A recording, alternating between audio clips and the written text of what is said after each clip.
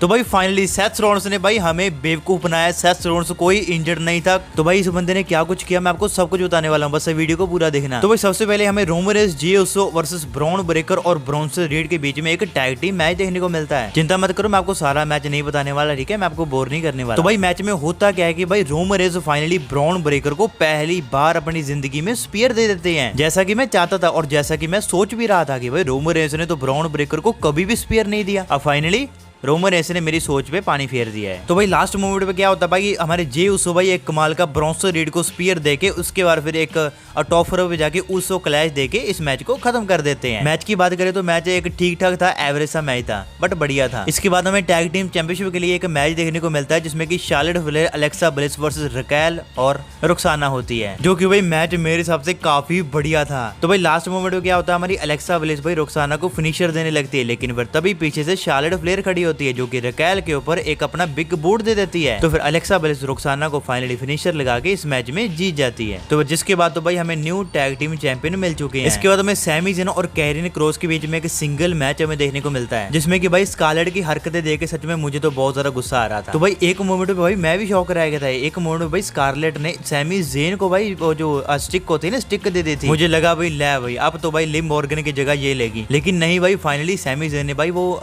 डंडे को उठा के बाहर ही फेंक दिया। मैं भाई आपको सच बताता हूँ भाई, मुझे तो ऐसा लग रहा था कि भाई अब स्कारलेट सैमी ज़ेन के पास आने वाली है। तो फिर इसके बाद भाई सैमी ज़ेन अपना लास्ट में अपना फिनिशर लगा के हेलुआ किक लगा के इस मैच को खत्म कर देते हैं। फाइनली सैमी ज़ेन इस मैच में जीत जाते हैं। इसके बाद टिफनी और जेड कार्गिल के बीच में हमें चैंपियनशिप के लिए मैच देखने को मिलता है। जैसा कि मैंने सोचा था भाई सेम वैसे ही हुआ। सच में मैं भाई दिल से चाहता था टिफनी जीते, पता नहीं क्यों, लेकिन भाई टिफनी विदाउट चैंपियन अच्छी नहीं लगती मुझे, पता नहीं क्यों। तो भाई मैच की बात करें तो भाई मैच काफी एवरेज था।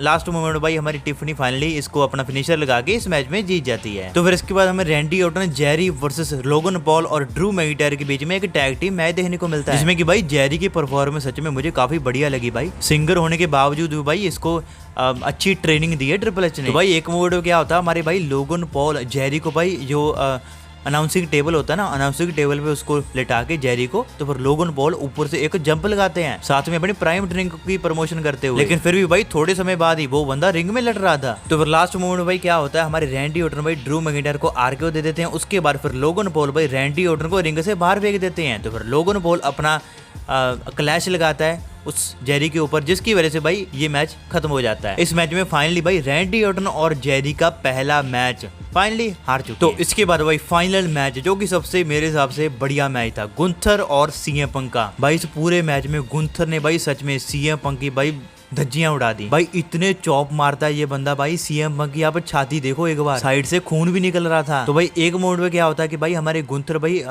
अनाउंसिंग टेबल के ऊपर जाके खड़े हो जाते हैं। तो तभी भाई सीएम पंक उसका पैर खिसका देते हैं, जिसकी वजह से वो नीचे गिर जाता है। तो जैसे वो नीचे गिरता है उसको भाई ब्लेड पकड़ा दिया जाता है, जिसकी वजह से वो अपने माथे पे थोड़ा सा ब्लेड लगा लेता है, जिसकी वजह से खून निकलने लग जाता है। हालांकि हमने ये तो नहीं देखा, लेकिन भाई ट्रिपल एच से मेरी अभी बात हुई है, वो मुझे सब कुछ बता देता है। तो फिर जैसे भाई खुंतर लूहो लुहान हो जाते हैं, उसके बाद फिर वो रिंग में जाते हैं दोनों के दोनों सुपरस्टार। तो फिर सीएम पंक भाई कैसे न कैसे करके अपना कंट्रोल लेते हैं भाई, अपने मूव लगाते हैं, 2-3 मूव लगाते हैं मेरे हिसाब से। तो फिर गुंथर उनको भाई अपना सबमिशन मूव भी लगाना चाहते थे, लेकिन भाई तभी सीएम पंक उसको रिवर्सल करके अपना जीटीएस लगा देता है। तो फिर एक से बात नहीं बनती, फिर वो दूसरा भी लगाता है। तो फिर जिसके बाद तो भाई फाइनली सीएम पंक हमारा finally new world heavyweight champion बन जाता है। फाइनली सीएम पंक का सपना पूरा हो गया। लेकिन भाई सेथ रॉलिन्स ने बोला था जब तक मैं यहाँ पर हूँ तू कभी भी चैंपियन नहीं बनेगा। तो फिर तभी भाई वहाँ पे हमारे सेथ रॉलिन्स का म्यूजिक हिट हो जाता है। सेथ रॉलिन्स लड़खड़ाते हुए आते हैं, साथ में पॉल हेमन आता है मनी इन द बैंक लेके। तो फिर सेथ रॉलिन्स भाई थोड़ा सा पीछे जाता है अपने स्टाइल में। सच में ये स्टाइल मुझे काफी बढ़िया लगा। तो फिर अपनी दोनों स्टिक को भाई फेंक के मारता है, अपनी एनक वगैरह उतार देता है। तो फिर मनी इन द बैंक लेके भाई चला जाता है सीएम पंक के पास। तो फिर सेथ रॉलिन्स अटैक करता है मनी इन द बैंक से। तो फिर इसके बाद कैश इन करता है। फिर इसके बाद फाइनली एक स्टॉम्प लगाता है सीएम पंक को। फिर इसके बाद भाई फाइनली हमारे सेथ रॉलिन्स न्यू चैंपियन बन गए हैं without Bronson read, without Bron Breakker. तो भाई सीएम पंक का टाइटल रन सिर्फ मेरे हिसाब से 3 से 4 मिनट का ही था। सेथ रॉलिन्स ने बोला था कि जब तक मैं यहाँ पर हूँ तू चैंपियन कभी भी नहीं बनेगा। सेथ रॉलिन्स ने साबित कर दे मैं हूँ रियल चैंपियन। तो फिर इसके बाद भाई सेथ रॉलिन्स और भाई उसकी पूरी टीम भाई